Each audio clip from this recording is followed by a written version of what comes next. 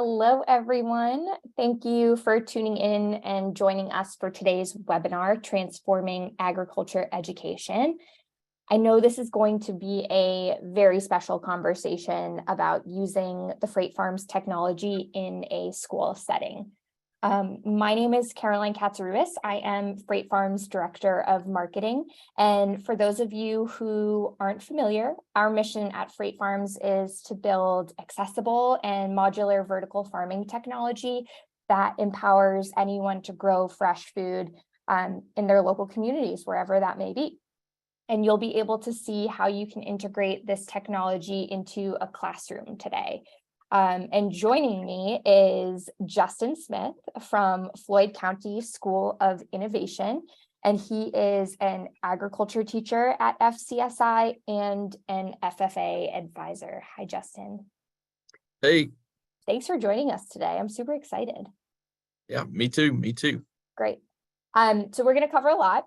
After a quick intro, we'll jump into how FCSI launched their agriculture program and their FFA chapter alongside their freight farm, and then how students operate and learn in the farm, and also what the reactions have been from the greater community, and of course, some advice for other schools and FFA programs that are interested in doing something similar. And you will get a chance to ask Justin any question you've got, because at the end, we're going to do a live audience Q&A. So as they come up as we're speaking, just feel free to drop them in the Q&A portion of your Zoom panel, and we'll get to them at the end. All right, let's just jump in. Justin, Floyd County School of Innovation is a new school, and it's a bit different than your average school. So can you give us an overview of exactly what it is?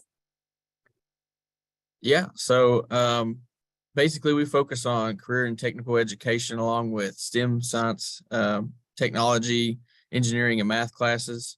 And we serve each high school in our county here in Floyd County, Kentucky. Those three high schools are Prestonsburg, Betsy Lane, and Floyd Central. So students can, they apply to our school, and then we do a blind scoring process to grade those applications. Then we notify those students if they've been accepted into the program. We are right now close to 200 students that are enrolled for our program. And I would say, in ag classes, I probably see about a third of them, a third or a fourth of them throughout the school year, depending on what other classes and other pathways they have. We typically try to have them focus on 1 to 2 pathways. That way they're not just finishing and then leaving our school, because most of our pathways and in industries in general, things are connected. So you may need some of the agriculture knowledge to go with your engineering type stuff that you're learning in that class, or healthcare and law enforcement could be beneficial to take both of those at the same time. Computer science and engineering, and computer science and agriculture with our container farm. So we have a lot of students that typically don't focus on just one pathway, but choose to do at least 2 to supplement their learning.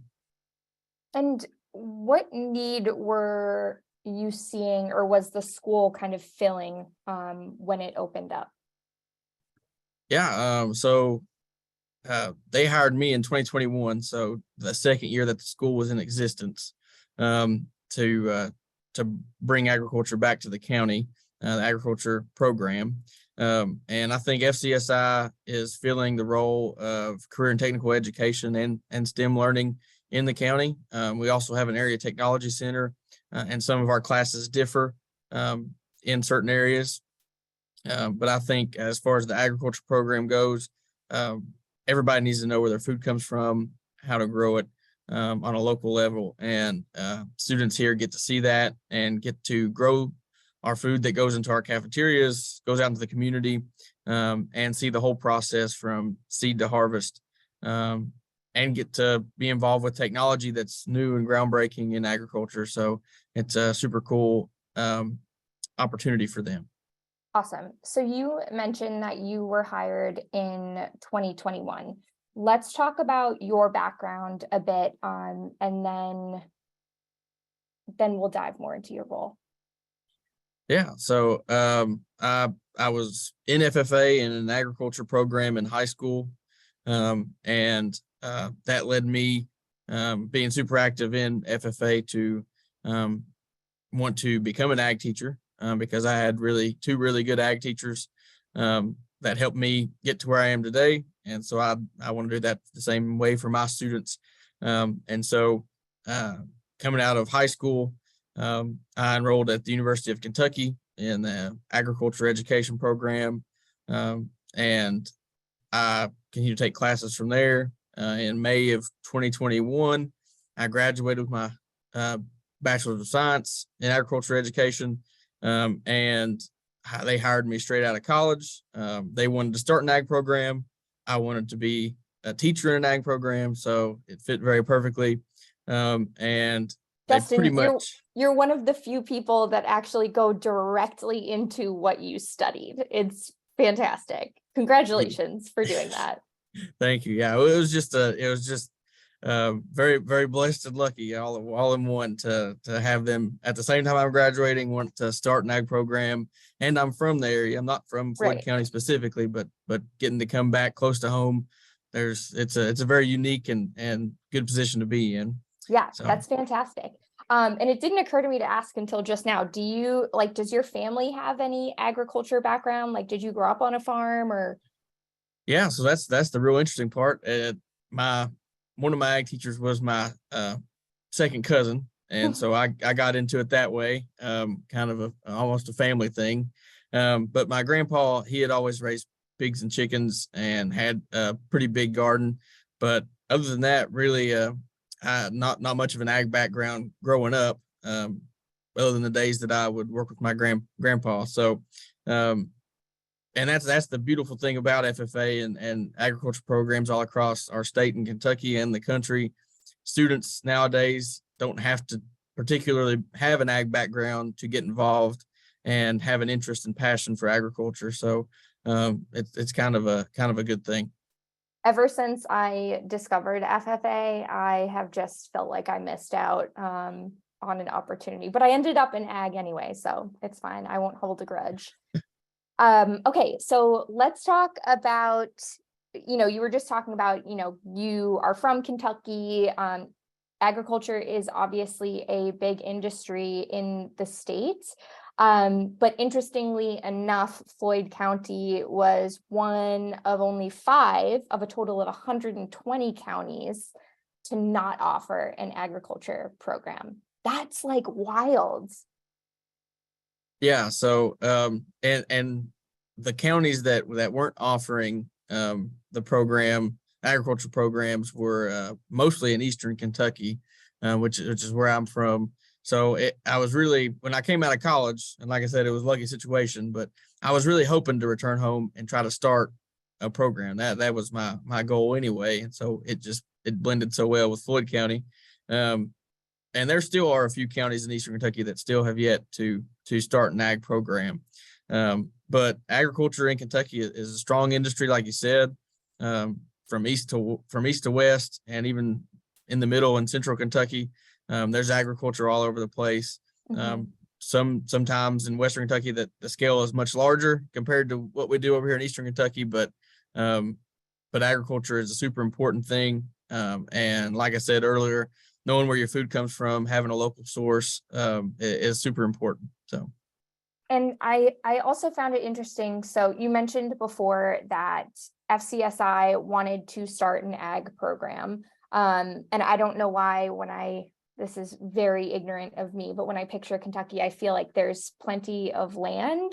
In Martin, Kentucky, it just feels like it would have a lot of space, but the actual site where the school is located is pretty limited, right? Yeah. So Eastern Kentucky is pretty hilly in the foothills of the Appalachians. So we don't have there are flat bottoms and flat parts in the county, but the school does not sit on one of those. So, and they're pretty hard to come by. And if you find one, it's pretty expensive. So the freight farm was super super helpful in starting the ag program, because you only need a certain amount of space, and you can kind of put it anywhere that you can hook up water and electricity and let the thing run. So yeah, and like I said, Western Kentucky, they've got a lot more flat land than we do. And then once you get over to the eastern part of the state, it gets a little different with the hills and hollers and things like that. So Kentucky's, it's 8 hours from east to west, so it's a pretty big state. Very, very big. It takes about 2 hours east to west in Massachusetts.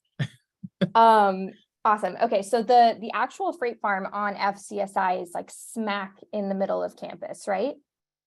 Yeah, it's right out the back door on our concrete sidewalk. And so it's super easy access for the students. We can go straight from class down there, and doesn't take us, no time at all to get down there and start working. Most of the time I will explain, and the roles and the jobs and the tasks that we need to get done that day in the classroom, and then we'll go down and get right to work. So it makes it super easy to just walk down there and get at it. Great.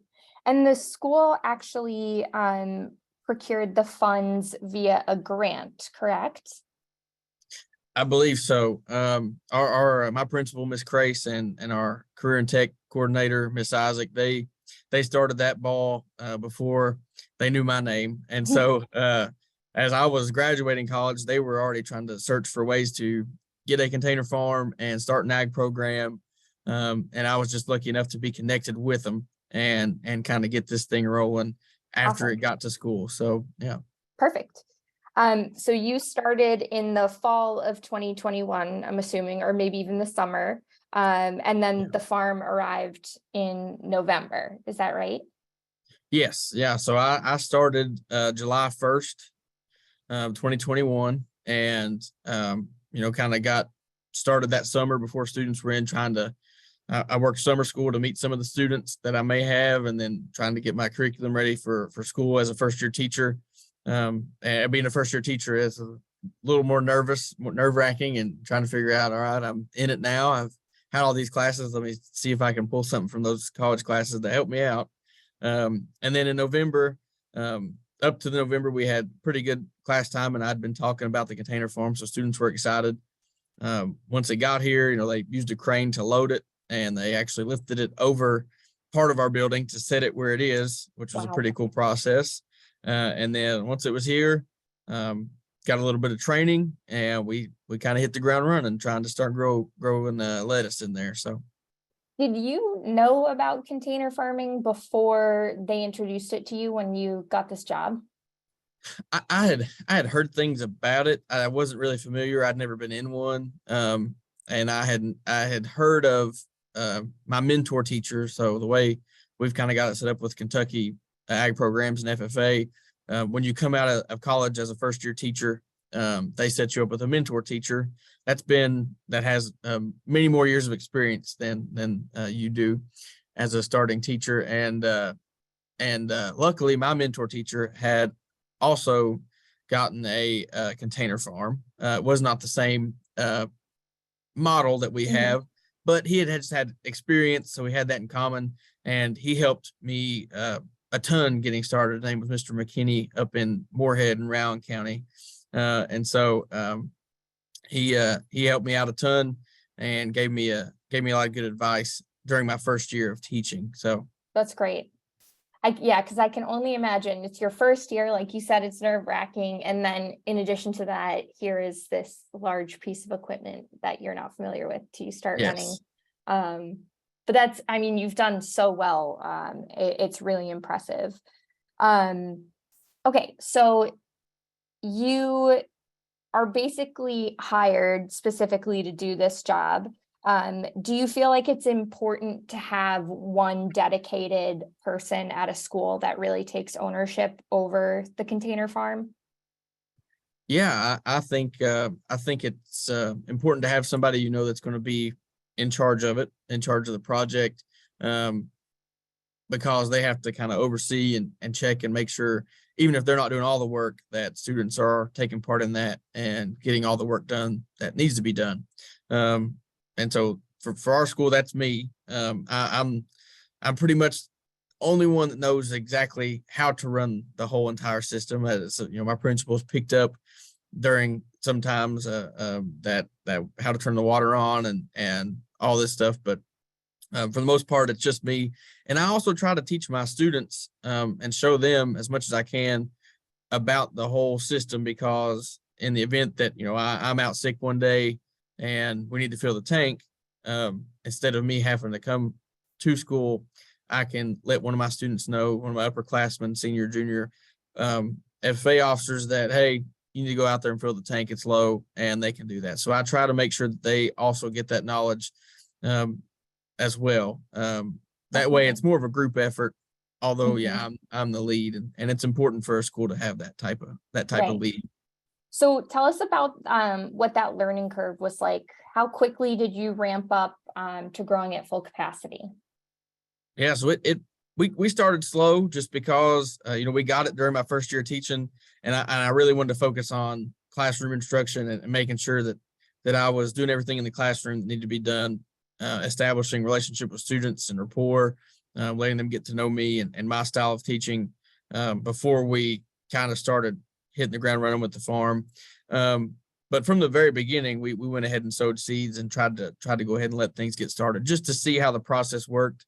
I would say we probably really didn't start growing a ton until that next year, probably the spring of 2022 is when we kind of started planting more and more and trying to, once we got comfortable, the students were comfortable, I was comfortable with them working and that they knew enough to go in there and work, then that's when we ramped up growing lettuce and different things. And you had mentioned to me that some of the Freight Farms team had come down to do a training with you as well, right? What was that experience like? Super helpful. Definitely, I might be still not growing as much as I am right now without their training and their help. They helped troubleshoot some issues we had with some of the sensors and the lighting, and helped me. Now, they were really hands-on with it, and so they taught me, just like I teach the students, how to go through those issues and fix them. That way I don't have to call them every time and be like, hey, come down here and fix this. I can do it myself, and I can even show students how to do it. So the training was invaluable as far as running this piece of equipment. And it was really, really fun as well. So it being hands-on and getting to work with the farm. Good. All right, that brings us to our next topic. That's talking more about curriculum integration and FFA, which we've heard a little bit about so far. So what exactly are you teaching in the farm? Yeah, so I use the container farm for all my plant science classes. It's important in our classes, and it helps me meet my standards as far as them seeing the full process of plant growth.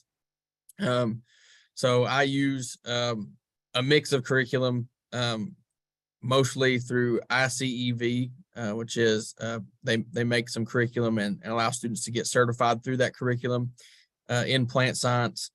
And I also try to mix in to make stuff a little different. That way they're not just looking at a PowerPoint all the time.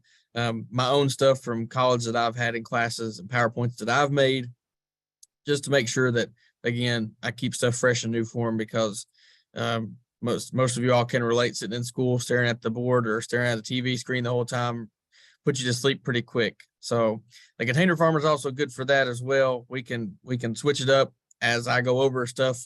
Our classes are an hour and 15 minutes. So if I take the first 25 minutes, 30 minutes of class and say, hey, let's buckle down. Let's learn this process. Let's talk about pH or talk about nutrients. Then we switch it up. We go out to the container farm and we actually start doing some projects or some little experiments out there and activities. It helps keep the class fresh and moving. That way we're not always sitting down, writing, taking notes, boring stuff like that. Definitely. So beyond agricultural concepts, I know you do some career and future building activities with kids in the farm. Can you tell us more about those as well? Yeah, so we definitely talk about careers and how they can use us in the future. We've got some local places in Kentucky, not exactly local to Floyd County, but not super far, that have large greenhouses and have grow systems like this. Um, and so students are getting hands-on experience already with that type of growing hydroponically. And the skills that they're using in there, cleaning and maintenance, growing these plants, can be translated to future jobs and careers. Um, Keeping track of their notes and their assignments and things that go along with the container farm, their labs and activities. That translates to college courses as well. If they pursue agriculture in college, I know from my ag classes, usually most of the classes had a lab attached to them that you had to go to separate from the lecture. And so they're getting experience for the future to really prepare them for either a career or college, whatever they would choose. So, Have you had any students graduate and go into the industry? yeah. So I was, I've only been. This is the end of my second year teaching, going into my third, and um, I had two seniors that just graduated this past May and are going to Morehead State uh, University, and they are both. They did the plant science didn't stick, but the agriculture part did, so they are majoring in animal science Awesome. up there. So which agriculture, animal or plant, either one, it's good with me. I'm just happy to know that they found their fit and found a spot up there at Morehead. Hopefully they succeed. For So sure. So they wouldn't have potentially had any agriculture exposure in high school had it not been for your ag program and FCSI, right? yeah, so they both of those students have kind of an ag background, but um, they they were super happy and excited whenever ag got added over here Good. because they were at their home high school. There was no really ag classes. Even the science classes really didn't talk about agriculture that much. And so they really had no prior experience in class with anything agriculture. So when we started over here, they were excited. They jumped on the opportunity. They were both FFA officers, and they were two of my really good students. And I'm happy to see them go and chase their dreams and hopefully succeed. But I am very sad to lose them. So, Yeah, but I've got a lot of good young members coming up and young students in the ag classes that are have a bright future and a lot of potential. So, fantastic. All right, that's perfect segue to FFA. I'm hoping a lot of folks that are familiar with FFA are on this webinar, but if they aren't, can you tell us what FFA is? yeah. So, and I'm biased, but FFA is the premier youth organization for high school students, focusing on personal growth, career success, and leadership. And it is there are some middle school programs. So usually our FFA members in our state alone are ranging from 6th to 12th grade. And basically we focus on agriculture, but we welcome everybody into the organization. You don't have to have exactly an ag background, like we talked about earlier. I had a very limited ag background when I was in high school, so I was not very agriculturally inclined, but just being interested in it and being willing to learn goes a long way. So I have a lot of students even here in Eastern Kentucky that don't have an ag background, but are in FFA. Some are now my FFA officers and on the officer team. And it's just a really great program. If you've been in FFA, then you know that. And if you haven't been in FFA, hopefully when you meet some students that wear the blue jackets or see programs like this, then you kind of get a sense of how good the program is and how much it helps students in high school and middle school. I was so impressed when we went to the FFA National Conference last October. I really didn't know what I was in for, truly. I had no idea. I knew about FFA. I did my research on FFA, and we brought a farm there and everything, and we obviously have FFA chapters using the farm, but 65,000 people in FFA basically infiltrating Indianapolis, blue jackets everywhere, and they were so smart. Like, you wouldn't think going to a conference with that many like high school students would be that like thrilling, or I don't know, it might be a little, I just wasn't expecting the maturity that I saw. That they were so impressive, well-spoken. Just, I was like, I was not like that in high school at all.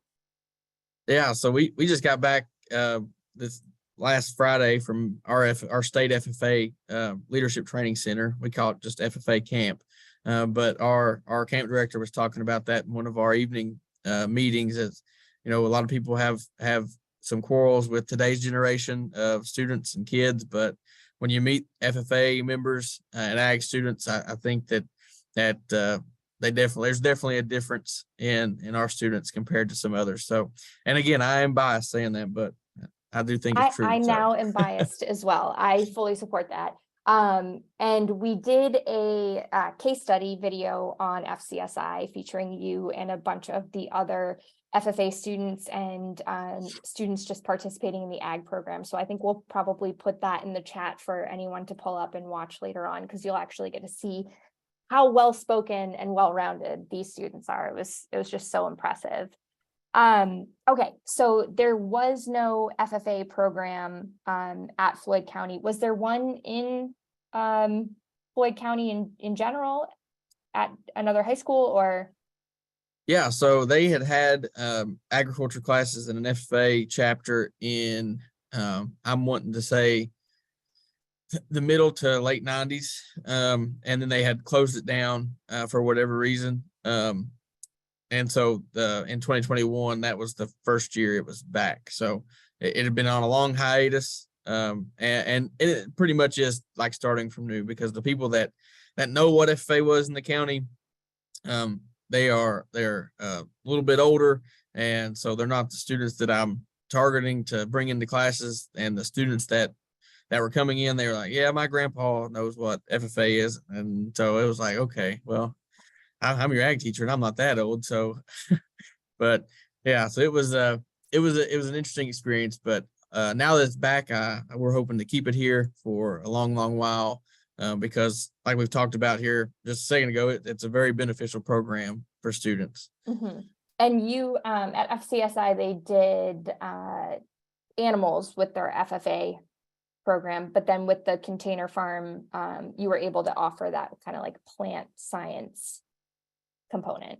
Yeah, so I think a lot of agriculture teachers and programs would probably tell you that animal science is their most popular pathway. It's hard to beat cute, cuddly puppies and kittens. So that's and just cows, the way it goes. and Yeah, cows. and cows and pigs. Yeah. So, but so I had a lot of students wanting the animal science pathway, which is totally fine with me. I like animals just as much as the next person. But the container farmer allowed me to kind of have them in animal science classes, but then be like, well, if you like taking my classes, you take the plant science classes, and then kind of get them out there and show them a different side of agriculture. And a lot of them seem to enjoy it. So most of them come from having animals and wanting the animal science pathway, and end up liking the plant science side of stuff just as much. So how do you feel being in FFA previously and now like carrying the torch forward in another school? I think it's just what both of my ag teachers would have wanted me to do. Our program that I graduated from at Johnson Central, which is the county over, is still going strong. They have two really good ag teachers, and starting your own program is just an experience of its own. So I really have enjoyed it.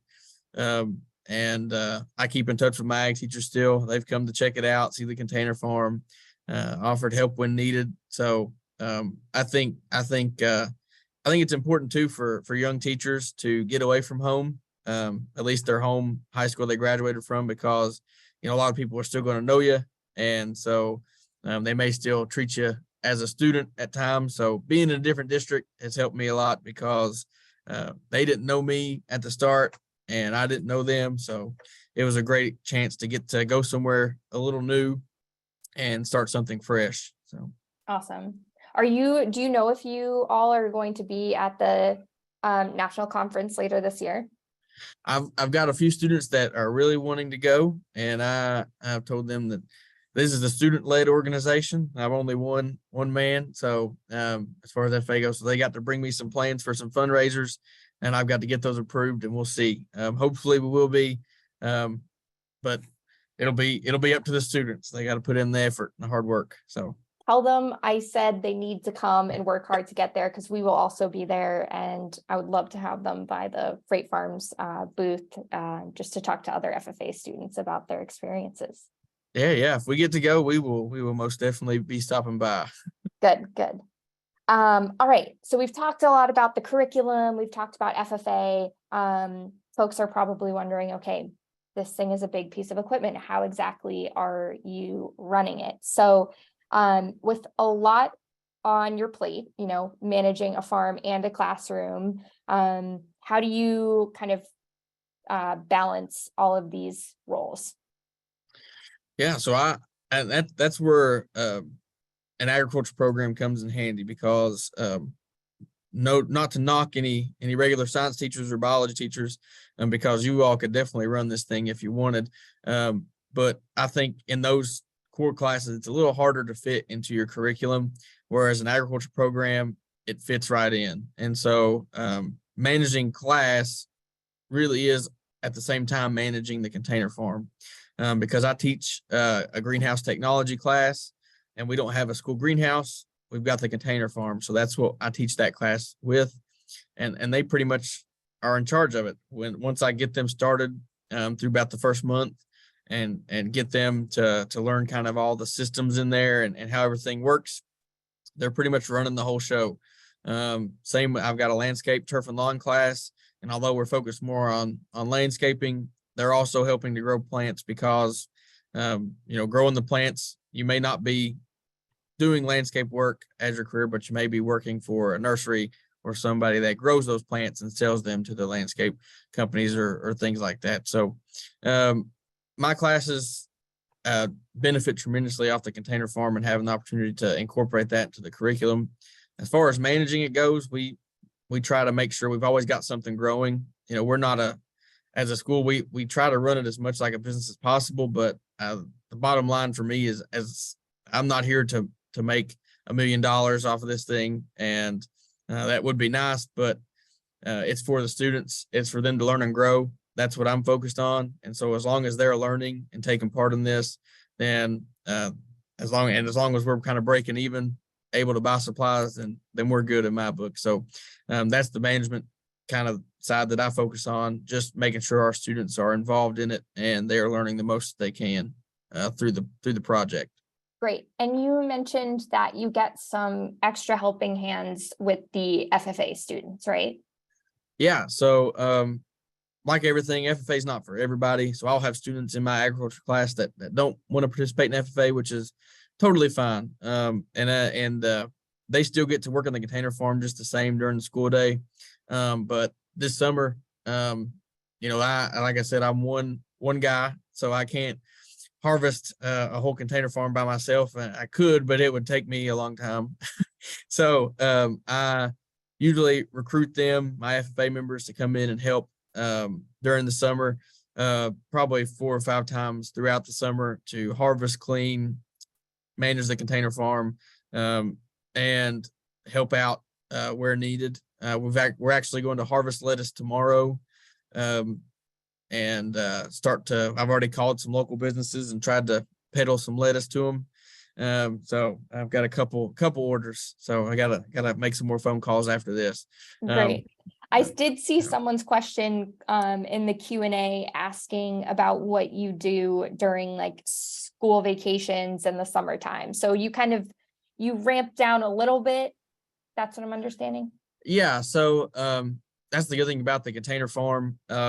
As long as it's full of water, even if I've got stuff growing in there, as long as it's full of water and I've made sure the nutrient levels are all right and the pH is okay, I can leave it for about 5 to 7 days before the tanks get too low, and I need to make sure and go check on them, and nutrient levels and things like that start to get low.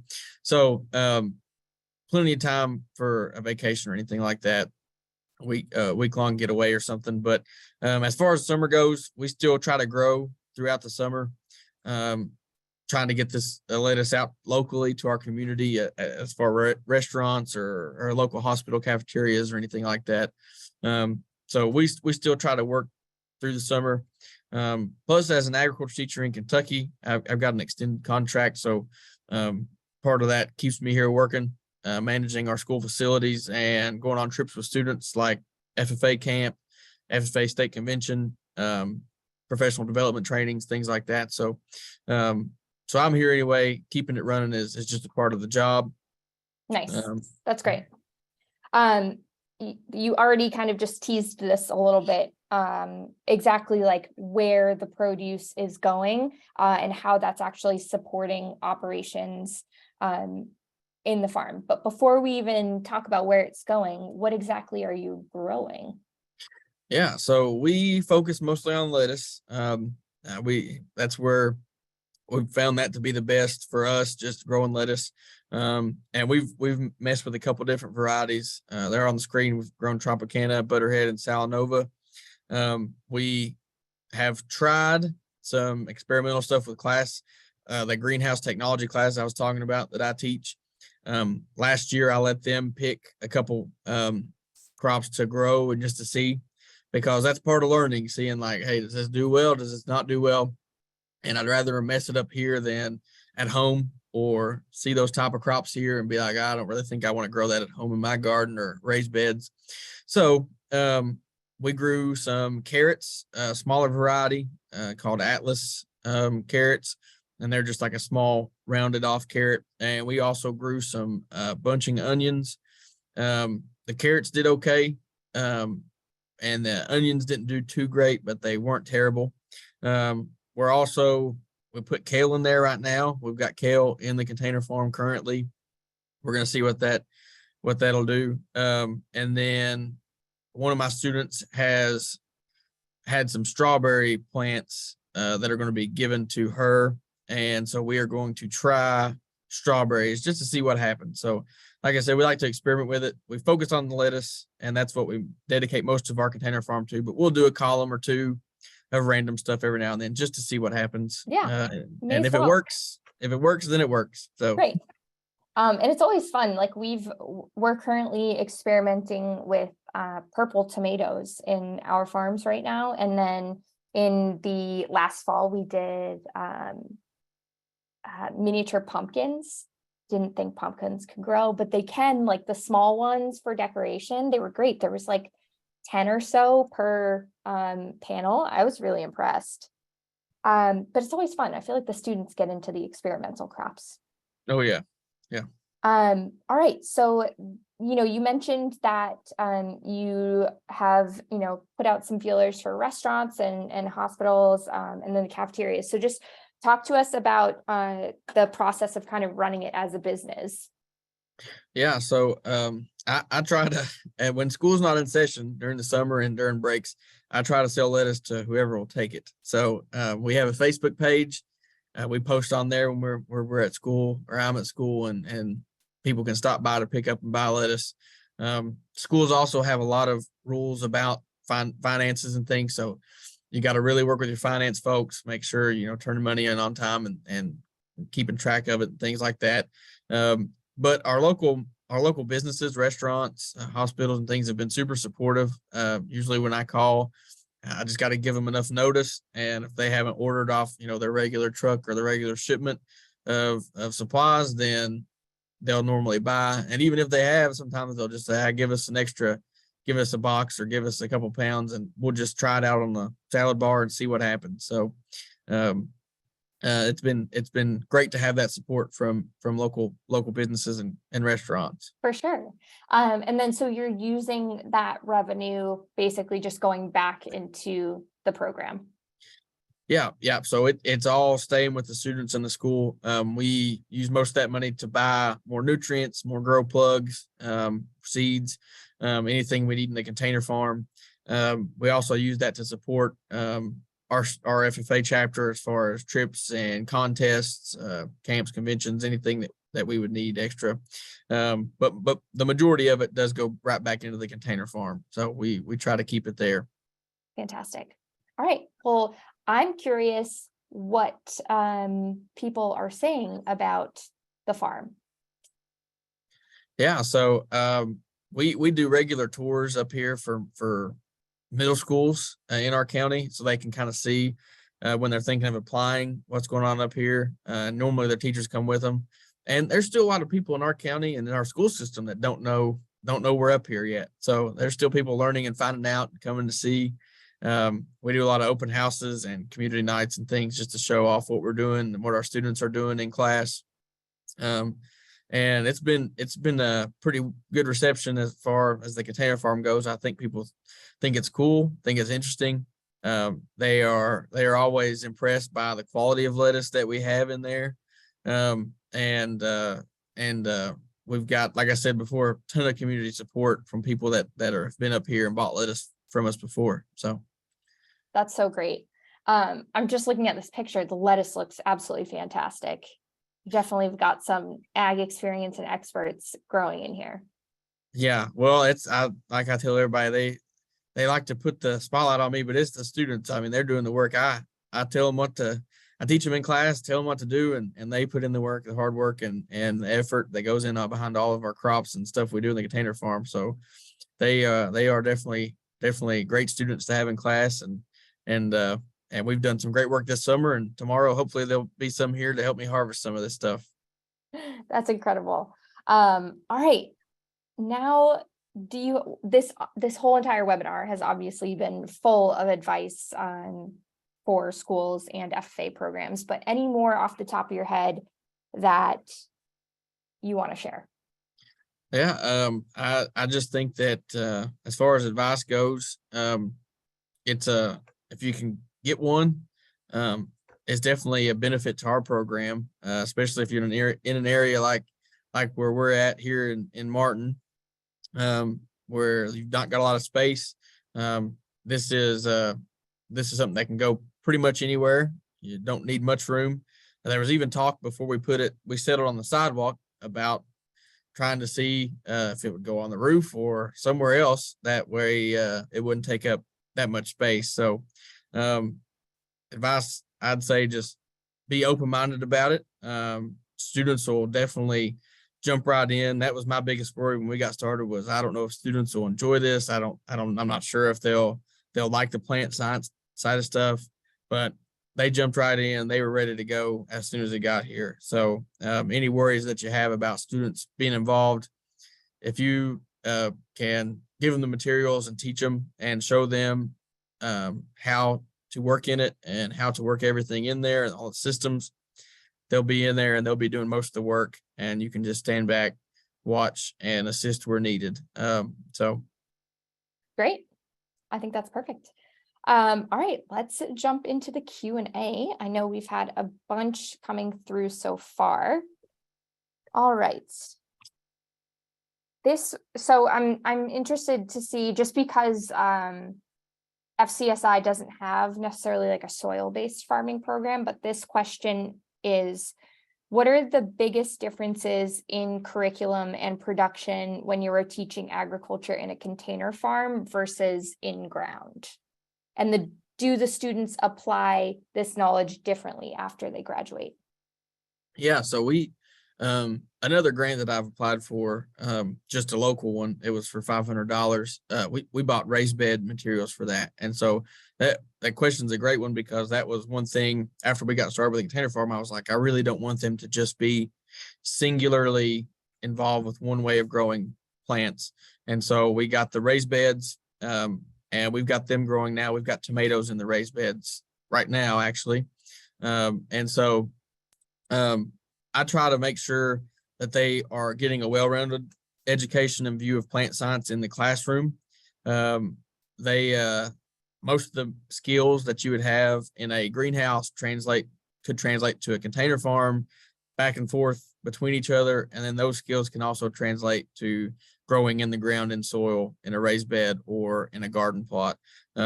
Knowing about pH of your soil compared to pH of water, nutrient levels, things like that, how to collect a soil sample and send it off. We do that stuff in class. We talk about that stuff in class. And then also recognizing diseases and viruses and fungi and things like that, knowing what environment that you can create that causes those issues. We talk about that in class. I think a lot of the stuff translates. And the ICEV curriculum that I use in class, partnered with my stuff that I've made, really gives the students a well-rounded wealth of knowledge about that whole topic. So. And you had mentioned to me previously that you actually do some controlled like failures inside the farm. And those scenarios, like you're saying, like any disease or pest can translate just as well to outdoor. So can you tell us a little bit about how you do that inside the container farm? Yeah. So in the container farm, those are the kind of the big three things that we monitor all the time. Just do we have any pests in here? We use sticky paper to kind of see and check if anything is flying around or we've caught anything. We monitor the nutrients and make sure that the levels are always good. And then we monitor pH to make sure our pH is in the correct range. We don't have a ton of problems with temperature, but that's also another one we talk about. And then of course, lighting, the artificial sunlight in there. We don't have tons of problem with that because, you turn them on and they're on. So we haven't run into issues there. But a lot of those failed or controlled failures, those little activities we'll do, sometimes I'll let the nutrient levels get really super low just to show students like this is what the plants will look like. Same with pH. I'll let the pH get super low, super high, show them what that looks like. And we'll even not turn the water on for a day or turn it off early or something and show them like this is what happens when if your plants are under drought stress or don't have enough water. And so they can see those in the container farm and translate some of those things to their own garden. So if they know we're in a dry spell, they can see their plants starting to wilt, dry up, and know to water them because of what we've talked about in the container farm. So, and it applies to our raised bed gardens as well. So definitely. All right. I realized I kind of skipped over this part when we were on this slide, but actually how much time you spend in the farm every single week. And obviously that's going to vary based on what's going on. So if you can give us a range and maybe what activities increase the amount of hours you need to do per week. And then not to add another question on top of this, but also like maintenance. How do we work in the maintenance and that type of labor into operations? Yeah. So kind of just, I normally take at least one class a day out to the container farm just to check everything. So we'll check the plants, we'll check the water, we'll check pH, nutrients, we'll check, make sure the lights are coming on, make sure all of our drip irrigation's working and nothing's clogged up or anything like that. And that will normally take us between 45 minutes to an hour to check all that stuff. If we find something, fix it. So I would say when you're running idly, if you just got stuff growing in there and everything's already in there, it's set, you're waiting for either the seeds to grow or waiting for the transplants to get large enough for harvest. During that period, I would say probably 5 to 6 hours a week, just out there, just one class period a day, going out there every day to check everything. But like you said, it varies with certain activities. So when we're harvesting, that's a process that usually takes all of my classes the entire school day or maybe 2. So that obviously increases the hours you'd spend out there.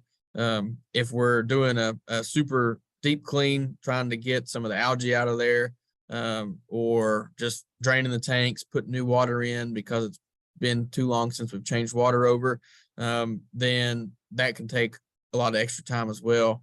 So those things will increase your hourly input as far as work, but it's never solely on the teacher. I would say as long as you've taught your students correctly in class and showed them what to do out there. Most of the time I'll split up roles in the classroom, be like, all right, your group of 4, you are going to be draining the tanks, filling the tanks. That's your job. This group of 4 is going to be cleaning the gutter trays with algae build up. You all are going to be scrubbing that and cleaning those. So I normally like to split up jobs as much as I can to make sure everyone gets a chance to do something different or new, and has a role outside. So great. Fantastic. Someone is asking, we brought up pests. Algae is obviously a thing. Algae is going to be always kind of ever present in a hydroponic setup. But pests in particular, say you get like fungus gnats or aphids or anything like that. Have you run into that problem? And then how do you kind of get over it? Yeah, we've been fortunate. And I tell the students once they've been in the class for a little while and are starting to run the container farm, I tell them, I say, this is, another term for this is controlled environment agriculture. We control everything in here. And so I tell them, for better or for worse, whatever happens in this farm is our fault. So if everything dies, that is our fault. And if everything lives and is great and is nice and green, then we did good, and that is also our fault. So we've been lucky. We haven't had any pests or anything get in there. The only thing we've battled is algae. Like you said, that's in hydroponics. Even if it's not a container farm, even if it's a little tiny fish tank and you're doing aquaponics and you've got it in the windowsill, you're going to have algae. So my grandma's pool has algae in it right now. It just happens. That's the way it is. Light, so we battle water, nutrients, algae. Yeah. Yeah. So we battle algae all the time. And my students are fine. I give them gloves. I tell them they got to earn their green thumbs. So turns your fingers green. It does. But we don't have that much of a problem with it. You all seen some of the pictures on the slideshow. Our lettuce looked really good. And I can tell you the bottom trays were full of algae. So it doesn't really have too bad of an effect on the plants as long as your nutrient levels are right. But pests haven't been a super big problem for us so far. If anything, the algae is just going to throw off your nutrients. So that's the thing that you need to keep an eye on. Yeah. All right. Let me see if we have any other questions. Oh, okay. When you are selling the produce to either the cafeteria or restaurants or hospitals, how exactly are you packaging that? Yeah. So, of course, we're in Eastern Kentucky, so most people don't mind how it looks, kind of, as long as it tastes good and is looking good. So we do gallon Ziploc bags and package them up. We label them with the date they were harvested. All of our bags, we weigh them out to a pound. Sometimes the students will mess up and it'll be like 1.1 pounds, but that's okay. We don't care to give an extra 0.1 in there. So but we package them out. We label them with 1 pound, the date they were harvested, and the variety of lettuce they are. And normally I'll put those in a box if I need to take them to deliver, or a student's delivering them somewhere. And we store them. It's the good thing about being at the school. We have a school cafeteria and some great lunch ladies that'll work with us. And so they save us a spot on the top shelf where I'm a little bit taller. They can't reach. So they were like, you can have the top, which is perfectly fine by me. So we put our lettuce up there in the cooler. That way it stays fresh. But I really like to try to sell it very quickly when it's fresh, because that's when it's going to be the best and looks the best. So making that impression on the people that are buying it, trying to get it to them quick when we harvest it is important for us. So absolutely. I don't know do you have a culinary class at FCSI? We do not. There are plenty of schools in Kentucky that have family consumer sciences and have culinary and cooking classes. But currently we do not. So it's been something that's been vaguely talked about, but nothing that is being considered at the moment right now. So one of the questions is you could collaborate with a culinary class if that was to ever get up and running at FCSI. For sure. There was one time during my first year, it wasn't plant science related. Well, it kind of was. We had lettuce on the burgers, but we brought in and we had a cook off. I brought my grill, and so it was kind of a culinary day type of thing. But so that is fantastic. Yep, you got to have a nice crispy lettuce on a burger.